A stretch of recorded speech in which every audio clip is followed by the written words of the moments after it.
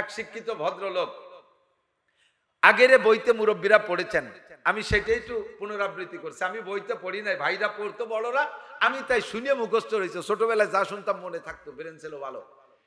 ওই এক শিক্ষিত পণ্ডিত, উনি নদী পার হয়ে উপার যাবে, তো খেয়াঘাটে আইসা ওই পণ্ডিত লোক পাণ্ডিত্যের সাথে খেয়াল আরে উপারেতে ডাকতে, খেয়াল আবার উপার বসে বিড়ি খাচ্ছে, তো এবারেতে ডাকতেছে, ওহে কর্ণধর তরি তরে তরাও, ওহে কর্ণধর তরি তরে তরাও। কর্ণধরের সাতায়তা বোঝেলা। কর্ণধর মানে যে খেয়াল তা তো জানে না, কর্ণধর মানে কান ধরা আলাম। ও তা শোনে, উনি মানে কোন কান ধরি কিনা বসে রয়েছে তারে কইতে। তরি মানে যে নৌকার, তর মানে কিনারে, তরাও মানে কাঁচাও, এত তার শেষা জানে। ও বসে বসে বিড়ি খাইয়েই যাচ্ছে। এই পাশের এক কৃষক এসে, মুরব্বী আপনি কি বলতেছেন, কি আপনার উদ্দেশ্য কি?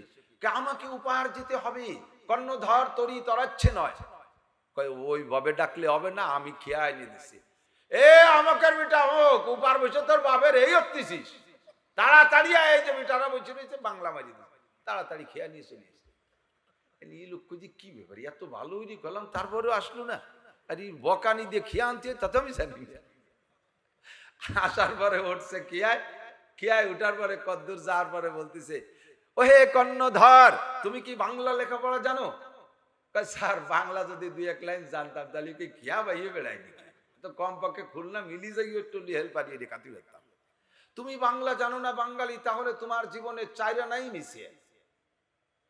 চিনতে পড়ে গেল, একদিন তুই কেউ কইনি, আমার এই সার্টিফিকেট তো কেউ দেয়নি, আমার জীবনে বলে চাইরে না মিশে, চুপ করে রয়েছে, আল্লাহর সামনে না বাড়ে। কদ্দুর যে বলতো, ও হে কর্ণধর তুমি কি অঙ্ক হিসাব জানো? স্যার তাও যদি জানতাম তবুও তো একটু অন্য কাজ করি। আপনি কি শুরু করলেন, পার হওয়ার দরকার হন্দি চুপ করেন। তাহলে তোমার জীবনের আটা নাই মিশিয়ে, আগে চাইরে না পরে এই দেশ চাইরে না, আটা নাই মিশিয়ে। ও চুপ করে রয়েছে, আল্লাহ আর আটা না আছে এর মধ্যে আত্মা দেয়। কদ্দুর আগে বলছে, ও হে কর্ণধর তুমি কি ইংরেজি লেখাপড়া জানো? কয় স্যার আমার গোষ্ঠীতেও ইংরেজিতে আলিফও জানে না। কি শুরু করলেন, আপনার পার হওয়ার দরকার তাই হয় না। তাহলে তোমার জীবনের 12 আনাই মনে আছে না? মুরব্বীরা পড়ছেন না? 4 আনা 8 আনা 12 আনাই মিশিয়া। ও চুপ করে রয়েছে, আল্লাহ তবুও তো 4 আনা আছে। একটু আগাইয়া ছাড়ছে আকাশে বিশাল মেঘ, তুমুল ঝড়। এখন খেয়াল, এতক্ষণ খরার মধ্যে খেয়ে বেড়েছে, আকাশে মেঘ আইছে, একটু ঠান্ডা হয়েছে, ও বইটে স্লো করে দিয়েছে। এখন ওই ভদ্রলোক বলতেছে, ও হে কর্ণধর আকাশে মেঘ করেছে, নৌকা দ্রুত বাও, উপার পার করো।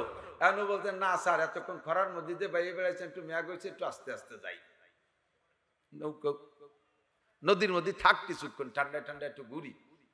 তো উনি বলতেছে, না তুমি তাড়াতাড়ি বাও। এবার খেয়াল আছে, কেন স্যার আপনি সাঁতার জানেন? কারণ নৌকা ডুবে যাবে। তো ডুবে গেলে অসুবিধা কি, আপনি সাঁতার জানেন না? কারণ আমি তো সাঁতার কাটতে জানি না। খেয়ালা সুযোগ পায়, তাহলে তোর জীবন 16 আনাই মিশিয়া। আমি তো বাংলায় এটাই রয়েছি, সাইরে না ছেলো তুই সাঁতার কাটতে জানিস রে, তোর ইংরেজি বাংলা অঙ্ক তোর খেয়া পারতে পারবে না। কথা বল না কেন? ডুবে মরবি তুই, শীত হয়ে থাকবি তোর পেট খাবে শগুনি, উবুর হয়ে থাকবি তোর ভাষা খাবে কুত্তয়।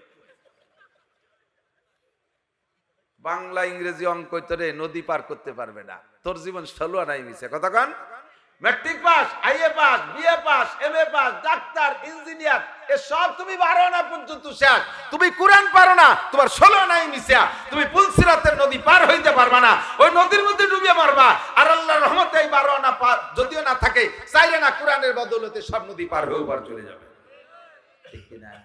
আপনাকে আপনার ছেলে মেয়ে সকলকে একটু 16 আনা পাস করান, 12 আনার পর্যন্ত রাখেন না, আর 4 আনা কোরআন দিয়ে পুরো করেন, নইলে কিন্তু পথে পড়ে যাবেন। জন্মের সময় যার বিসমিল্লাহতে ভুল, ও ছেলে নবীর সরা করে না কবুল। সরমুনা পিসাবুজির একটা বাংলা গদ। জন্মের সময় যার বিসমিল্লাহতে ভুল, ও ছেলে নবীর সরা করে না কবুল। মা যদি খারাপ হয়, সন্তান ভালো হওয়ার আশা খুব কমই করা যায়। মা হলেন রাইস, মা হলেন আসল। এখন বাংলাদেশে সাচের পিঠে চলছে না, আমাকে দিক সিতেই পিঠে কয়, ঠিক আছে নাকি? সিতেই পিঠে না, সিতেই পিঠে কি এক প্রকারের না 3-4 প্রকারের? কিছু আছে সোজা সোজা নৌকোর মতো, কিছু গোল, কিছু এরকম বেহা কোড়া কোড়া, এক পাশ গাড়ি বাঁধা আর এক পাশ খাওয়া যায়। এইরকম বেহা কোড়া সোজা গোল এরকম আলোকে একই চিতেই ফিটে, সাজ যেমন ফিটে সেরকম, সাজ যেমন পিঠা তেমন। সেই পেটে আমার ছবি পয়দা হবে, শামসুল হক ফরিদপুরি হবে, মিয়া গোলাম পরোয়ার পয়দা হবে। এই মিয়া গোলাম পরোয়ার, মুফতি ওয়াক্কাস, মুফতি গোলামুর রহমান, এই সমস্ত নেক সন্তান পয়দা দিতে হলে সাজটা গোল সাইজ মতো লাগবে না, বিহা সাচলি বিহা তাই পয়দা হবে। আর কোন জায়গা, কোন স্কুল কলেজ ইউনিভার্সিটিতে মেয়েদেরকে মাতৃত্বের শিক্ষা দিচ্ছে না, মেয়েদেরকে মাতৃত্বের শিক্ষা দিচ্ছে না, সব জায়গা নারীদের পুরুষত্বের শিক্ষা দিচ্ছে। দেখি কলেজ বিশ্ববিদ্যালয়ের ছাত্রীরা পার্কে বসে ছেলেরাও সিগারেট খাচ্ছে, উন্ডাও সিগারেট খাচ্ছে, দেখছেন না আপনারা? মেয়েরা ছেলেরাও সিগারেট খায়, মাইয়েরাও সিগারেট খায়। সুবহানাল্লাহ, কি বিল্লাহ, একটু কন্যা কা কিছু। আমাদের এই মহিলা মাদ্রাসার মাইয়েরা জীবনও সিগারেট সেনবেই না, কথা কন। এরা সকালবেলা ঘুম থেকে ফজরের সময় উঠবে, পারলে তাহাজ্জুদ পড়বে, পড়া এরপরে ফজরের নামাজ পড়া তেলাওয়াত করে, এরপরে পরিবারের সকলের জন্য নাস্তা তৈরি করে, এরপরে ফাঁকে স্টারটাস পড়বে, সবাইকে কাজে নামাই দিয়ে সাংসারিক কাজ নিয়ে ব্যস্ত থাকবে। আল্লাহর রহমতে সংসারের ভিতরে একটা সুখের পরিবেশ, সবকিছুতে মজা। স্বামী চাকরি করে চট্টগ্রাম, আর কি বলে স্ত্রী চাকরি করে ভোলা।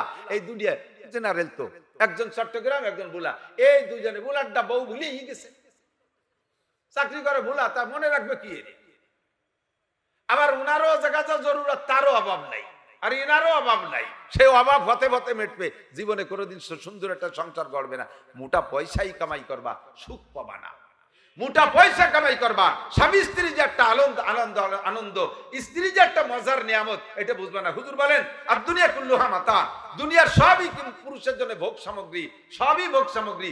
খায়রু মাতাই দুনিয়াল মারআতুস সালিহা, একজন পুরুষের জন্য দুনিয়ার সবচেয়ে শ্রেষ্ঠ নিয়ামত হলো সুন্দরী, রূপসী, গুণবতী, ধার্মিক স্বামী ভক্তা স্ত্রী। সুন্দরী, রূপসী, গুণবতী, ধার্মিক স্বামী ভক্তা স্ত্রী একজন পুরুষের জন্য সবচাইতে বড় নিয়ামত। আপনারা পান নাই মনে, এই জন্য ঠিকঠাক কিছু বলেন না।